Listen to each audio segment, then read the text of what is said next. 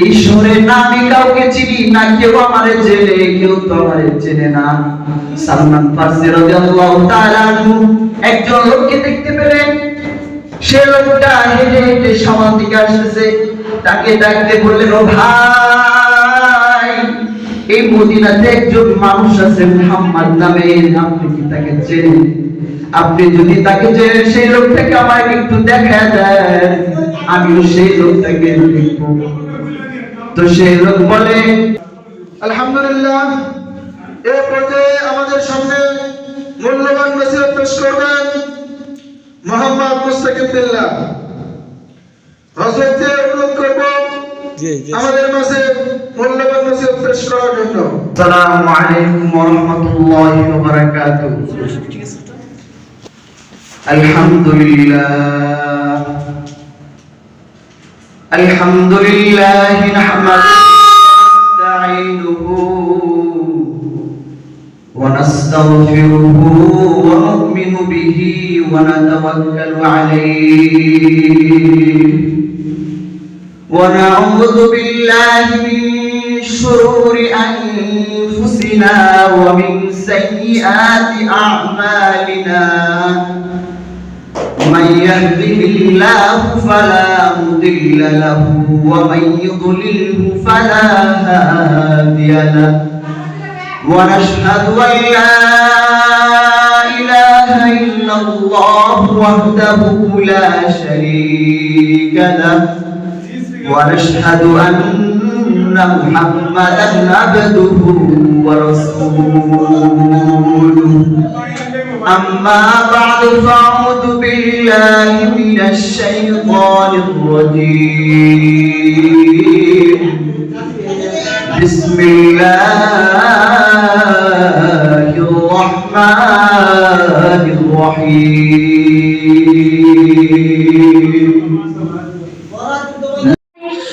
لقد كان لكم في رسول الله أسوة حسنة أو كما قال النبي صلى الله عليه وسلم طلب العلم فريضة على كل مسلم ومسلمة أو كما قال النبي صلى الله عليه وسلم. উপস্থিত জামিয়া ইসলামিয়া আশরাফ আলী মহিলা মাদ্রাসা ও এলাকাবাসীর উদ্যোগে নবম বার্ষিক তাফসীরুল কুরআন মাহফিলের ইন্তেজামিয়া কমিটির পক্ষ থেকে আজকে আয়োজিত এই মাহফিলের সম্মানিত সভাপতি সাহেব ও উপস্থিত বাংলার দূর দূরান্ত থেকে আগত আমার সামনে উপবিষ্ট বৃদ্ধ বাবাজিরা ও কলিজার যুবক ভাইরা এবং সোশ্যাল মিডিয়া গণমাধ্যম ভাইরা এবং প্রশাসন ভাইরা, আমার পক্ষ থেকে সকলকে আন্তরিক মোবারকবাদ ও শুভেচ্ছা। আল্লাহ পাক রব্বুল আলামিনের দরবারে লাখ কোটি শুকরিয়া যে মহান আল্লাহ পাক রব্বুল আলামিন আমাদেরকে আজকে এমন একটি কোরআনের মাহফিলে, কোরআনের মজমাতে এসে বসার তৌফিক দিয়েছেন। আমি অদমকে কিছু আলোচনা করবার এবং আপনাদেরকে কিছু আলোচনা শোনার জন্য তৌফিক দিয়েছেন, সেজন্য সেই মালিকের দরবারে সকলে বলি আলহামদুলিল্লাহ। আলহামদুলিল্লাহ। প্রিয় মুহতারাম হাজিরিন, এই যে যুগের পর যুগ যে আপনারা দেখে আসছেন যে মাদ্রাসা তৈরি হচ্ছে, আসলে আমাদের এই ইলমি শিক্ষাটা সে রাসূল করিম সাল্লাল্লাহু আলাইহি সাল্লাম থেকে শুরু হয়েছে। সর্বপ্রথম আল্লাহ পাক রব্বুল আলামিন জিবরাইল আলাইহিস সালামের মাধ্যমে রাসূলের কাছে ওহী প্রেরণ করলেন রাসূলকে শিক্ষা দেওয়ার জন্য। জিবরাইল আমিনকে দুনিয়াতে পাঠিয়ে দিলেন। জিবরাইল আমিন দুনিয়াতে আসার পর আমার রাসূলের কাছে আসলেন। আসার পর বললেন, হে মুহাম্মদ, আপনি পড়ুন ইকরা। আমার রাসূল বলেন আমি পড়তে জানি না। এইভাবে তিনবার বলার পর রাসূলুল্লাহ সাল্লাল্লাহু আলাইহি সাল্লামকে জিবরাইল বুকের সাথে নিয়ে একটা জোরে চাপ দিলেন। তখন রাসূল ইকরা পড়তে পড়তে কয়েকটি আয়াত পড়ে ফেললেন। তো প্রিয় মুহতারাম হাজরিন, আমাদের এই শিক্ষাটা কওমে অঙ্গনে কোরআন শিক্ষা, এটা রাসূলের সেই যুগ থেকেই শুরু হয়েছে। তো আমরা অনেকেই ভাবতে পারি যে আমাদের সন্তানাদিকে মাদ্রাসায় কেন পড়াবো, কেন পাঠাবো। তো আপনাদেরকে এই বিষয়টা একটু পরিষ্কারভাবে বুঝিয়ে দেই। যে ব্যক্তি তার ছেলে সন্তানকে মাদ্রাসায় পাঠিয়ে ইলমি শিক্ষায় শিক্ষিত করে, সেই লোকটা যখন এই দুনিয়া থেকে চলে যায়, তখন তার ছেলে সন্তান, তার ছেলে মেয়ে যে কোরআনুল কারীম তেলাওয়াত করে, যে আমল করে, সে আমল সে কবরে শুয়ে শুয়ে পেতে থাকে। সুবহানাল্লাহ। এভাবে সে নিজেও যদি শিক্ষা না করে থাকে, কিন্তু তার ছেলের কারণে, তার সন্তানের কারণে সেভাবে কবরে শুয়ে শুয়ে তার আমলনামা পেতে থাকে। তো আল্লাহ রাসূল সাল্লাল্লাহু আলাইহি সাল্লাম বলেছেন, তোমরা যদি নিজে আলেম না হতে পারো, তাহলে তোমাদের ছেলে সন্তানকে বানাও, না হয় নাতিদেরকে বানাও। তো ইলমের ধারক বাহক হওয়ার জন্য আমাদের এই কওমি মাদ্রাসা, আমাদের এই কওমি অঙ্গনগুলো। তো আজকে আলহামদুলিল্লাহ আমাদের এই মাদ্রাসার যিনি প্রতিষ্ঠাতা, আল্লাহ তাআলা ওনার সৌভাগ্য অনেক খুশনসিব করেছেন। কারণ এখানে যতবার কোরআন তেলাওয়াত করা হবে, যত হাদিস পড়া হবে, যতবার কোরআনের অক্ষর পড়া হবে, প্রতিটা অক্ষর থেকে সওয়াব সেই প্রতিষ্ঠাতার আমলনামায় জমা হবে। তো প্রিয় মুহতারাম হাজরিন, সেই দেওবন্দের যখন ব্রিটিশ বিরোধী আন্দোলনের সময় ভারতে যখন শুধু মসজিদ ছিল, মাদ্রাসা ছিল খুবই কম, সেই সময় ব্রিটিশরা এসে আমাদের এই কওমি অঙ্গনের মসজিদ মাদ্রাসাগুলোকে তারা একের পর এক নিঃশেষ করতে করতে শেষ করে দিয়েছিল। এখন কিছু মাদ্রাসা বানানোর প্রয়োজন। এজন্য হযরত কাসেম নানুতুবি রাহমাতুল্লাহ আলাইহি এবং শাহ রবিউদ্দিন রাহমাতুল্লাহ আলাইহি একদিন পরামর্শে বসলেন। পরামর্শে বসার পর সেখানে একটু ঝুমুনি ভাব আসলো, তো তন্দা ভাব। তো সেই তন্দা ভাবের মধ্যে আমার রাসূল এসে বললেন যে, হে কাসেম নানুতুবি, তোমরা চিন্তা করো না, আমি রাসূল স্বয়ং এখানে যে মাদ্রাসাটি হবে এটার দান আমি স্বয়ং রাসূলে দিয়ে দিলাম।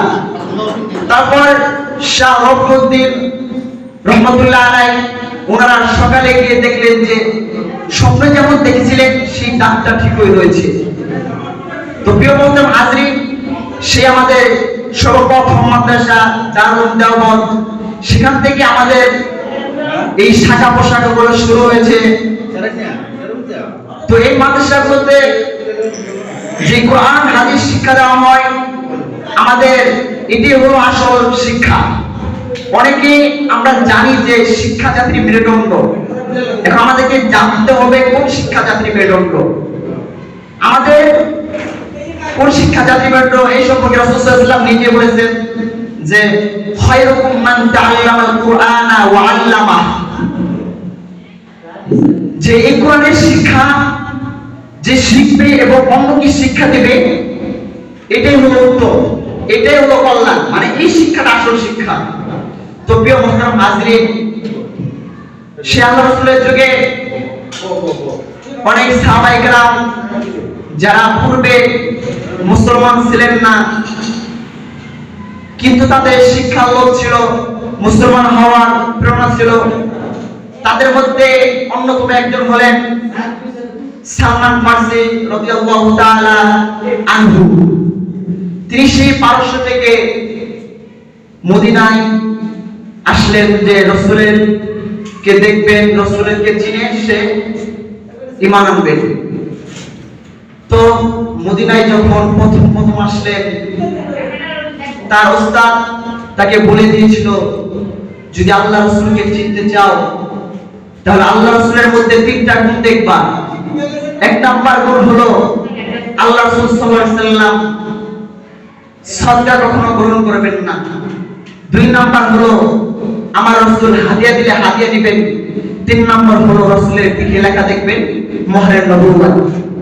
তো সালমান ফারসি রাদিয়াল্লাহু তাআলা মদিনায় আসার পর এক ইহুদি মালিকের বাড়িতে কাজ করতেছিলেন। তো কাজ করতে করতে অনেক দিন প্রায় হয়ে গেল। একদিন ইহুদি মালিককে ডাক দিয়ে বলে, ও মালিক, এতদিন যাবত এই মদিনা শহরে এসেছি, কিন্তু এখন জানি না মদিনা শহরটা কেমন। আপনি আমাকে একটা দিনের জন্য ছুটি দেন, আমি মদিনা শহরটা ঘুরে দেখবো এই মদিনা শহরটা কেমন। সালমান ফারসি রাদিয়াল্লাহু তাআলা আনহু ইহুদি মালিকের থেকে একদিন ছুটি নিলেন। ছুটি নিয়ে রওনা হয়েছেন। তার উস্তাদ বলে দিয়েছিল রাসূলকে পাবার তিনটি আলামত। তো সালমান ফারসি রাদিয়াল্লাহু তাআলা আনহু সে রাসূলকে পাবার জন্য ইহুদি মালিক থেকে একদিনের ছুটি নিয়ে মদিনা শহরে রওনা হয়ে দিয়েছেন। মদিনায় আসার পর তুমি কোন দেশ থেকে এসেছো? সে বলে আমি পারস্য থেকে এসেছি। তখন সেই লোকটা ডাক দিয়ে বলে, ওই যে দূরে দেখা যায় একটা লোক বসে আছে, সেই লোকটাই হলো মুহাম্মদ। সালমান ফারসি রাদিয়াল্লাহু তাআলা আনহু আমার রাসূলকে দেখার সঙ্গে সঙ্গে বুকের ভিতরে কত বড় তামান্না, কত আশা, সে আশা নিয়ে আমার রাসূলের দিকে রওনা হয়েছে। সামনের দিকে যাবার পর রাসূলের কাছাকাছি গিয়ে রাসূলকে সালাম দিলেন। এরপর বললেন, শুনেছি আপনি নাকি এই মদিনার মধ্যে সব থেকে ভালো লোক, আপনার নাম মুহাম্মদ। আমার ওস্তাদ বলে দিয়েছেন সবকিছু। তো আমি আপনার জন্য কিছু টাকা এনেছিলাম সদকার জন্য, আপনি কি টাকাগুলো গ্রহণ করবেন? তখন আল্লাহ রাসূল সাল্লাল্লাহু আলাইহি ওয়াসাল্লাম মুস্কি হেসে দিয়ে বলেন, আমি তো সদকা গ্রহণ করি না। তো প্রথম দিনে আলামত পাওয়ার পর সালমান ফারসি রাদিয়াল্লাহু তাআলা আনহু আবার সেই চলে গেলেন তার ইহুদি মালিকের বাড়িতে। এভাবে 1-2 মাস কাজ করার পর আবার একদিন মালিকরে ডাক দিয়ে কয়, ও মালিক, মদিনা শহরটা এত সুন্দর, আপনি কেন আমারে বলেন নাই? আমাকে কেন আগে বলেন নাই যে মদিনার শহরটা এত সুন্দর? আমার আজকে আরেকবার ছুটি দেন, আরেকবার একটু মদিনার শহরটাকে ঘুরে দেখবো, এই আপনাদের মাতৃভূমিটাকে একটু ঘুরে দেখবো। তখন সেই ইহুদি মালিক ছুটি দিতে চায় না। সালমান ফারসি রাদিয়াল্লাহু তাআলা অনেক জোরাজোরি করে ছুটি নিলেন। দ্বিতীয় দিন ছুটি, এবারও ছুটি নিয়ে আল্লাহ রাসূলের খোঁজে শহরের দিকে হাঁটতেছিলেন। হাঁটতে হাঁটতে আবারও এক লোককে ডাক দিয়ে বলে, ভাই, মুহাম্মদ নামের সেই ব্যক্তিটাকে কোথায় পাবো? সেই ব্যক্তি ডাক দিয়ে কয়, আপনি সামনের দিকে যান, যাওয়ার পর দেখবেন মুহাম্মদ নামক সেই ব্যক্তিটা এক রুমের ভিতরে বসে আছে। তো সালমান ফারসি রাদিয়াল্লাহু তাআলা আনহু মনের ভিতর বুকের ভিতর আশা নিয়ে হাঁটতে হাঁটতে রওনা। সামনের দিকে যায় দেখেন সেই মুহাম্মদ নামক ব্যক্তিটা বসে আছে।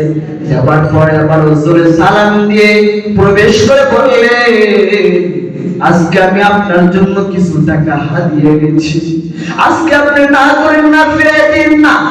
এবার আল্লাহ রাসূল সাল্লাল্লাহু আলাইহি সাল্লাম মুস্কি হাসি দিয়ে হাদিয়া টাকা গোপন করে নিলেন। সালমান ফারসি রাদিয়াল্লাহু তাআলা আনহু এবার মনে অনেক আনন্দিত হয়ে বললেন, আমার আর চেনার বাকি নাই, আমি তো আলামত দুইটা পেয়ে গেছি।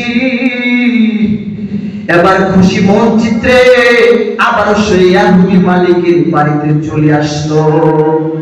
তো এই কথাগুলো দ্বারা আমি এটাই বুঝাইতে যাচ্ছি যে আমাদের সেই যুগে সাহাবায়ে কেরামরা মানে রাসূলকে চেনার জন্য মনে যেই প্রেরণাটা রয়েছিল, আমার রাসূলকে দেখার জন্য তাদের দিলে কানে অনেক একটা প্রশান্তি বোধ করছিল যে রাসূলকে কিভাবে চিনবো, রাসূলকে পেলে জড়ায় ধরবো, রাসূলকে ভালোবাসবো।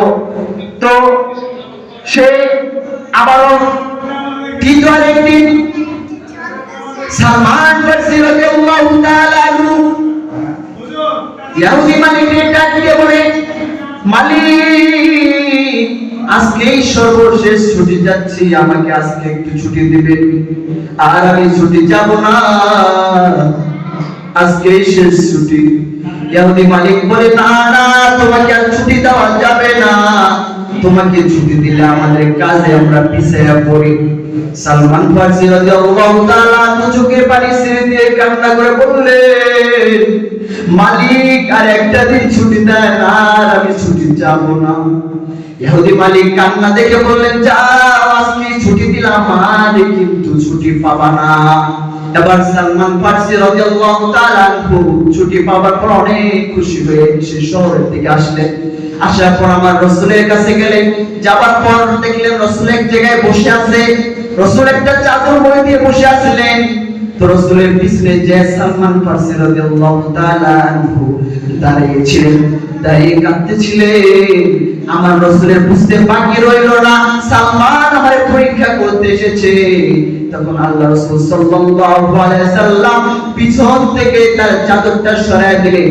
এবার সালমান ফারসি রাদিয়াল্লাহু তাআলা আনহু পিছনে লেখা দেখলেন মুহরে নবুয়ত। দেখি সাথে সাথে আল্লাহ রাসূল সাল্লাল্লাহু আলাইহি সাল্লামকে জড়ায় ধরলেন, বললেন, ইয়া আল্লাহ রাসূল, আমি সেই সালমান পারস্য থেকে এসেছি, শুধু আপনার মুহাম্মাদের খোঁজে এসেছি, আপনাকে দেখার জন্য এসেছি। আমি তো এক ইহুদি মালিকের বাড়িতে কাজ করি, আমার একটু ছাড়ে আনেন। এবার আল্লাহ রাসূল সাল্লাল্লাহু আলাইহি সাল্লাম বলে, তুমি সেই ইহুদি মালিকের কাছে যাও, ইহুদি মালিককে যা বলবা আমি এই মদিনা শহরে যে জন্য এসেছিলাম, মদিনা শহরে যাকে খোঁজার জন্য এসেছিলাম তাকে পেয়ে গেছি। সে এমন এক লোক যার মা নাই, বাবা নাই, আমি তারে পায়ে গেছি, এখন আমার আয় মুক্ত করে দেন। সালমান ফারসি রাদিয়াল্লাহু তাআলা আনহু রাসূল সাল্লাল্লাহু আলাইহি সাল্লাম থেকে চলে ইহুদি মালিকের কাছে আসলেন। আসার পর সব ঘটনা খুলে বললেন। বলার পর ইহুদি মালিক বলে, না না, এভাবে তো তোমাকে বিনা পয়সা, বিনা অনুমতি, বিনা পয়সা আমি তোমাকে মুক্ত করে দিতে পারি না। তোমাকে শর্ত দিলাম, আমার বাগানে এতটা খেজুর গাছ লাগাই দিবা, একদিনের মধ্যেই খেজুর গাছ বড় হবে, খেজুর ধরবে, খেজুর পাকবে, খেজুর খাবো। তো আল্লাহ রাসূল সাল্লাল্লাহু আলাইহি সাল্লামকে এসে সালমান ফারসি রাদিয়াল্লাহু তাআলা আনহু সেই ঘটনাটা শোনালেন। বললেন, ইহুদি মালিক তো আমাকে এমন এমন শর্ত দিয়েছে। আল্লাহ রাসূল সাল্লাল্লাহু আলাইহি সাল্লাম বললেন, সালমান, তুমি কোনো চিন্তা করো না, আমি আছি। তো সালমান ফারসি রাদিয়াল্লাহু তাআলা কোনো চিন্তা করলেন না। আল্লাহ রাসূল সাল্লাল্লাহু আলাইহি সাল্লাম সাহাবীদেরকে নিয়ে সেই ইহুদি মালিকের সেখানে গিয়া গাছগুলো লাগায় দিলেন। একদিনই গাছ সব হয়ে গেল, একটা গাছ মরে দাঁড়িয়ে আছে। তখন ইহুদি মালিক বলে, দেখছো নি, তুমি যাকে খুঁজতে এসেছো সে তো পারে না, সে পারে না। এদিকে রাসূল দাঁড়িয়ে আছেন। আল্লাহ বলে, জিবরাইল, তুমি যাও আমার হাবিবরে বলে দাও, হাবিবের মোবারক হাত দিয়ে যেন সেই গাছটাকে স্পর্শ করে। তখন আল্লাহ রাসূল সাল্লাল্লাহু আলাইহি সাল্লামের কাছে জিবরাইল আমিন আসলেন। আসার পর বলে, আল্লাহ রাসূল, আপনি এত পেরেশান কেন? আল্লাহ তাআলা বলে দিয়েছেন, আপনার মোবারক হাত দিয়ে সেই গাছটাকে যদি স্পর্শ করেন তাহলে সেই কাজটা তাজা হয়ে দাঁড়িয়ে যাবে। তখন আল্লাহ রাসূল সাল্লাল্লাহু আলাইহি সাল্লাম তার মোবারক হাত দিয়ে সেই গাছটাকে স্পর্শ করলেন, মরা গাছ জিন্দা হয়ে খেজুর ধরে পেকে গেল। সুবহানাল্লাহ। এবার মদিনার ইহুদিরা সব আমার রাসূলের পিছে দৌড়ায়, কিন্তু এদিকে মুনাফিকেরা আমার রাসূলকে মারার জন্য ষড়যন্ত্র করতে থাকে। এদিকে ঘোষণা দিয়ে দিল, আবু জেহেল তারা এক বৈঠক করলো যে রাসূলকে এই দুনিয়ার বুক থেকে যে ব্যক্তি সরায় দিতে পারবে তাকে মক্কার সব থেকে দামি 100 লাল উট দেওয়া হবে। তো কে দাঁড়াবে? এক মজলিসের ভিতর কেউ দাঁড়ায় না। আবু জেহেল দেখি কেউ দাঁড়ায় না। হঠাৎ করে একদম থেকে ওমর ইবনে খাত্তাব দাঁড়ায় বলে, আরে আবু জেহেল, তুমি সাধারণ একটা মুহাম্মদকে মারার জন্য যদি 100 উট দাও, তাহলে তাহলে এই মক্কার সব থেকে দামি লোকটাকে মারার জন্য তুমি কয়টা উট দিবা? কোন উট লাগবে না, তরবারি দাও। আমি ওমর বললাম, রাসূলের মাথা কেটে তোমার সামনে এনে হাজির করব। এবার ওমর তরবারি হাতে নিয়ে রাসূলকে খোঁজার জন্য বেরিয়ে পড়েছেন। তো রাসূলকে খোঁজার জন্য বেরিয়ে পড়েছেন। যেতে যেতে পথের মধ্যে একজনের সাথে দেখা, বলে, ওমর কোথায় যাও? ওমর বলে, আল্লাহ রাসূলের সাথে আমার কিছু মুআমালা আছে, সে মুআমালাগুলো সাফ করতে যায়, সে রাসূলকে মারতে যায়। বলে, কেন?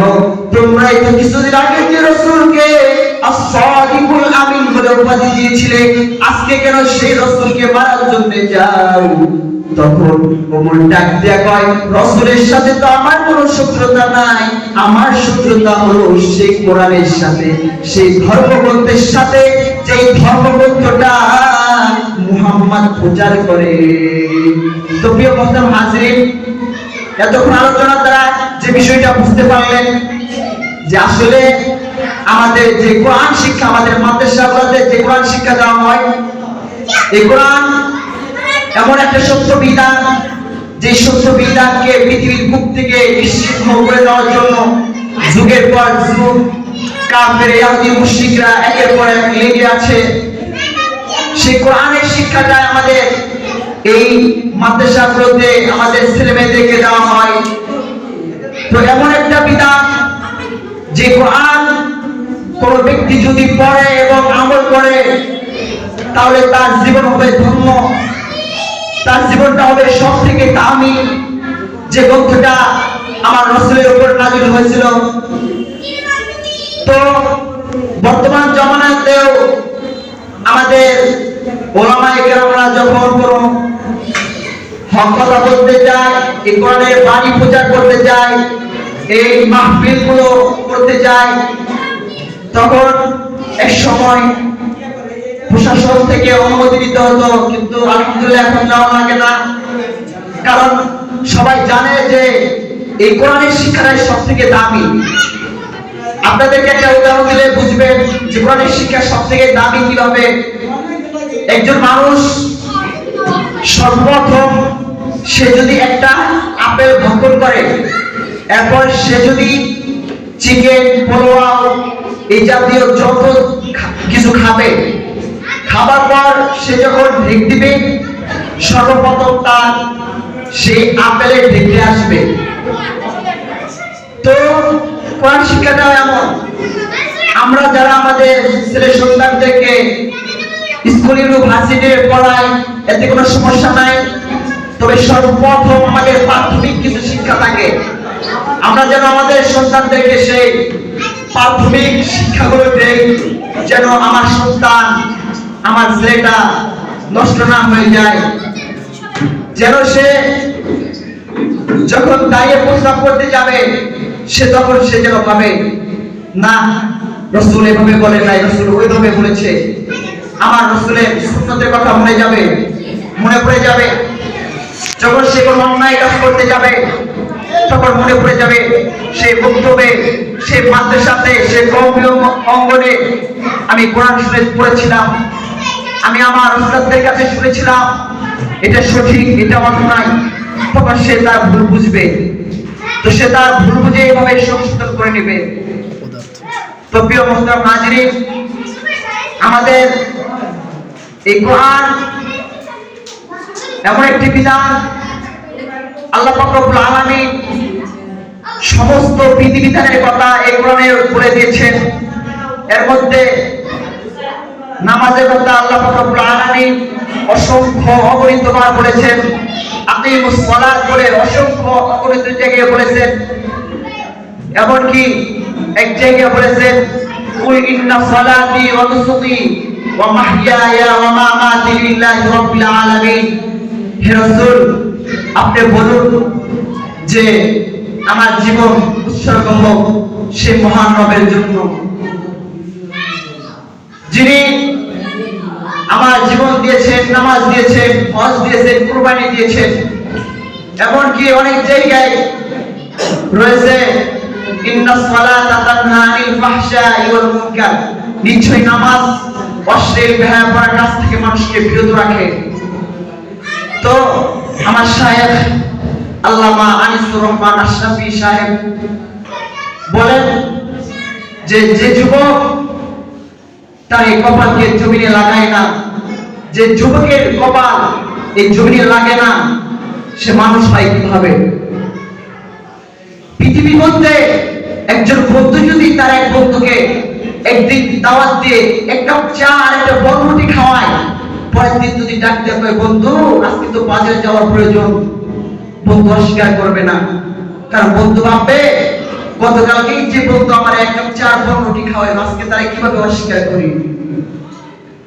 তো সে বন্ধু যেমন চাইতে ইচ্ছুক, তোমার যে মালিক আমার 24 ঘন্টা অক্সিজেন দিয়ে আমার চালাইলো, জীবাণুক মিশিং দিয়ে সারাদিন কথা বললাম, এর জন্য কোনো তেল পেট্রোল কোনো ট্যাক্স দেওয়া লাগলো না। পা নামক মিশিং দিয়ে সারাদিন হাঁটলাম, হাত নামক মিশিং দিয়ে সারাদিন রিজিক রোজগার করলাম, কোনো কিছু লাগলো না। সেই মালিক আমার এতবার নামাজের কথা বলে, এরপরও কেন বুঝো না, এরপরও কেন বুঝো না যুবক ভাইরা আমার। আজকে আমরা যুব সমাজ এমন ভাবে নষ্ট হয়ে গেছি, আমরা ভাবি একটা পাইকার একটা নারী হইলেই বুঝি দুনিয়া। এটার নাম দুনিয়া না ভাই, এটার নাম দুনিয়া না। দুনিয়া তো এটার নাম। এমন জীবন তুমি গঠন করে যে বা যে জীবন দেখা তোমার যে জীবন দেখা মানুষ শিক্ষা নেবে। আমাদের কোন এক আকাবির এই কথাটা বলেছেন যে তুমি মনে রাখো যুবক, তোমার জীবন যদি তোমার নিজের জন্য হয়, শুধু তোমার বন্ধু please come all friends are coming, all friends are coming, many people coming, Landmons, Dhaka, all people coming. You coming, no coming, not coming, Bobby, you together coming better. তো সে বুজুর্গ বলেছে, যুবক তুমি মনে রাখো, তোমার এই জীবন যদি শুধু তোমার নিজের জন্য হয় তাহলে তুমি বিফল, আর তোমার জীবনটা যদি সবার জন্য হয় তাহলে তুমি সফলকাম। কারণ তোমার এই জীবন থেকে মানুষ তোমাকে দেখে শিক্ষা নেবে। এজন্য এক কবি বলেছিলেন, এমন জীবন তুমি করবে গঠন, মহিলা হাসবে তুমি কাঁদিবে ভুবন। তুমি যখন জন্ম নিয়েছিলে তখন তুমি ছোট ছিলে, হাও হাও করে কাঁদছিলে, তখন তোমার আত্মীয় পাড়া পরিবেশীরা তোমাকে দেখে খুশিতে আনন্দ উল্লাস করেছিল। কিন্তু তুমি এমন একটা জীবন গঠন করবা, তুমি যখন মারা যাইবা তখন দেশের 18 কোটি মানুষ তোমার জন্য চোখে অস্ত্র ধরাবে। এমন জীবন গঠন করিল, এমনই একটা জীবন গঠন করে গিয়েছে আমাদের শরীফ ওসমান হাজী ভাই। যে শরীফ ওসমান হাজী ভাই একজন কোরআনের হাফেজ ছিলেন। এই শরীফ ওসমান হাজী ভাই তাহাজ্জুদের নামাজ পড়তেন, 5 ওয়াক্ত নামাজ পড়তেন। সে আমার শরীফ ওসমান হাজী ভাইয়ের মৃত্যুতে দেশের 18 কোটি মানুষ চক্ষু দিয়ে অস্ত্র ঝুলিয়েছে, সকলে আফসোস করেছে, মিটিং মিছিল করেছে। তো আমার আফসোসের সাথে বলতে হয়, যেই দেশে কুকুরকে মারার পরে জেলে যেতে হয়, সেই দেশে জুলাই যোদ্ধা ওসমান হাদি ভাই, জুলাই যোদ্ধা ওসমান হাদি ভাইকে গুলি করে এখনো শুটা দেশে সে ঘুরে বেড়ায়, তার কোনো বিচার হয় না, তাকে ধরার জন্য কোনো পরোয়ানা জারি করা হয় না। এটা খুবই আফসোসের বিষয়। এর জন্য যুবক ভাইরা আমার, আমরা সকলে মিলেমিশে আমাদের জীবনটাকে এমন ভাবে গড়ব যে জীবনটা আমার রবের জন্য ফিদা হবে, যে জীবনটা মানুষ দেখে আমাদের থেকে শিক্ষা নেবে। তো আমি যে ঘটনাটা বলতেছিলাম যে হযরত ওমর রাদিয়াল্লাহু তাআলা আনহু যখন রাস্তার মধ্যে সে লোকের সাথে দেখা হলো, সে লোকটা তাকে ডাক দিয়ে বলল, ওমর তুমি কোথায় যাচ্ছ? ওমর বলে, আমি মুহাম্মাদের মাথা আনতে যাচ্ছি। বলে কেন? বলে কারণ ওমর এই কোরআন ধর্মগ্রন্থ প্রচার করে, এই বিধিবিধান প্রচার করে, আমাদের রবকে গালি দেয়, আমাদের রবের সাথে তিরস্কার করে, এই জন্য মুহাম্মাদের মাথা আনতে যাচ্ছি। তো সে ডাক দেয়া কয়, ওমর আগে নিজের ঘর সামলাও, তোমার নিজের ঘরেই তো কোরআন। ওমর আবার আমার রাসূলকে নাম রাখতে গিয়ে সে উল্টা পথে রওনা, তার বোনের বাড়ির দিকে রওনা হয়েছে। যাওয়ার পর বাড়ির দরজার সামনে যাওয়ার পর দরজায় কটকট আওয়াজ দিয়েছে। তখন বোন বুঝে ফেলেছে আমার ভাই ওমর বুঝে এসে গেছে, আজকে আমার কি হবে। এবার তারা সেই কোরআন যেটা পড়তেছিল সেটা আশেপাশে যেখানে পেয়েছে লুকিয়ে পড়ে ফেলেছে। ওমর বলে দরজা খোলো, দরজা খুলতে লেট করলেন।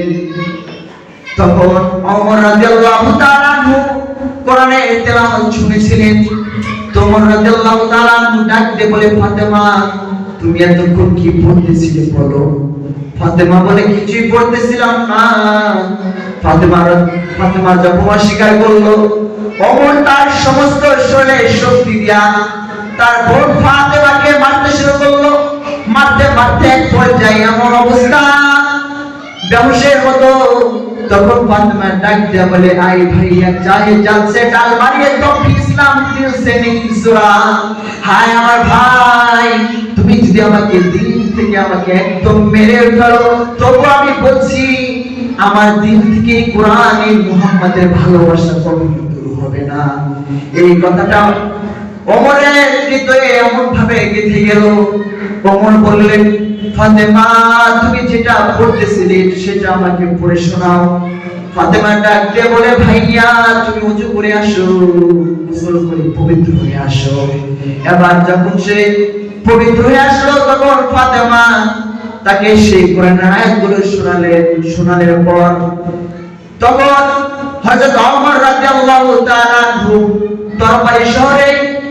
তরবারি সহ আবারও সেই নবীজির কাছে রওনা দিলেন। এবার নবীজির কাছে রওনা দেওয়ার পর যখন প্রায় নবীজির কাছাকাছি হয়ে গেছে, সাহাবীরা দেখে বলতেছে, হে আল্লাহর রাসূল ওমর আসতেছে, হয়তো আজকে ওমর কিছু করবে। আল্লাহর রাসূল বলেন, সাহাবীরা চিন্তা করো না, ওমরকে আসতে দাও। এবার ওমর যখন আসলেন, আসার পর আল্লাহর রাসূলকে বললেন, হে আল্লাহর রাসূল আপনি আমারে মুসলমান বানায় দেন। তখন ওমর রাদিয়াল্লাহু তাআলা আনহু আমার রাসূলের হাতে হাত রেখে মুসলমান হয়ে গেলেন। আল্লাহু আকবার। প্রিয় মুহতারাম হাজিরিন, আমার বয়ানের দ্বারা এতক্ষণ যাবত যে বিষয়টা বুঝাইতে চেয়েছি সেটা হলো ইসলাম এমন একটা ধর্ম, এমন একটা জীবন ব্যবস্থার নাম, যে ব্যক্তি ইসলামের সমস্ত বিধিবিধান মেনে চলবে, ইসলাম অনুযায়ী আমল করবে, আল্লাহ পাক রব্বুল আলামিন তাকে কাল হাসরের ময়দানে যখন দুইটা দল হবে, আল্লাহ পাক রব্বুল আলামিন কোরআনুল কারীমের মধ্যে বলেন, ফারিকুম ফিল জান্নাতি ওয়া ফারিকুম ফিস সাঈর। এক দল হবে জান্নাতি, আরেক দল হবে জাহান্নামী। তো জান্নাতে যে দলটা হবে যারা ইসলামকে মেনে নিজের জীবনকে সেই ইসলামী ব্যবস্থাপনায় চালিয়েছে, তারা হবে সেই ফারিকুম ফিল জান্নাতের অন্তর্ভুক্ত, তারা হবে সেই জান্নাতের অন্তর্ভুক্ত। তো হাশরের ময়দানে আল্লাহ পাক রব্বুল আলামিন যখন যাদের আমলনামা ভালো হবে তাদেরকে তাদের আমলনামা ডান হাতে দেওয়া হবে, তারা লোকদেরকে ডাক দিয়ে বলবে, দেখো দেখো আমার আমলনামা দেখো। লোকরা আমলনামা দেখবে, কিন্তু যে বদকারে আমলনামা দেওয়া হবে, বদকারের বাম হাতটা তার পেটের মাঝখান দিয়ে ঢুকিয়ে পিছন দিকে বের করে দিবেন, তারপর আমলনামা দেওয়া হবে। এবার তার আমলনামা দেখার জন্য তার ঘাড়টা মটকিয়ে পিছন দিকে দেওয়া হবে। সেই বদকার আমলনামা দেখে দেখবে যে ক্ষুদ্র থেকে ক্ষুদ্র গুনাহ, ছোট থেকে ছোট গুনাহ যেটা করেছিল, একজন মানুষকে গালি দিয়েছিল, সাধারণ 1 টাকার লেনদেন ছিল, সব এই আমলনামার ভিতরে এসে গেছে। তখন সে বলবে, হায় আল্লাহ, আমার আমলনামা যদি আমারে না দেওয়া হতো তাহলে ভালো হতো।